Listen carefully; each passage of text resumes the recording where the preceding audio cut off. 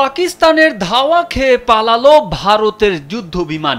এমন খবর হজম করতে না করতেই ভারতীয়রা পেল আরেক দুঃসংবাদ যে পাকিস্তানিদের তারা চিরশত্রু মনে করে সীমান্তে তাদের হামলায় ভারতীয় সেনাদের কয়েকটি চেকপোস্ট ধ্বংস হয়েছে। বুধবার এ তথ্য জানিয়েছে পাক সংবাদ মাধ্যম জিও টিভি।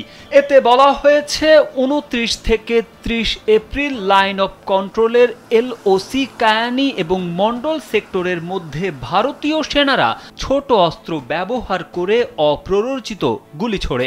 এরপর পাকিস্তান সেনাবাহিনী তাৎক্ষণিক পাল্টা ব্যবস্থা নেয়।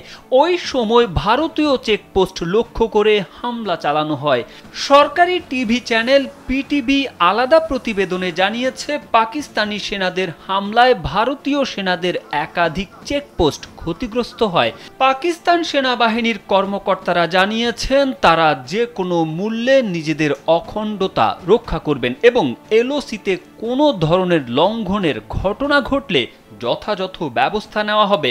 জম্মু ও কাশ্মীরের পেহেলগাঁওয়ে সাম্প্রতিক সন্ত্রাসী হামলার পর ভারত ও পাকিস্তানের মধ্যে উত্তেজনা কার্যত চরমে পৌঁছেছে এবং এই উত্তেজনা সামরিক সংঘাতে রূপ নেওয়ার আশঙ্কা ক্রমেই বাড়ছে।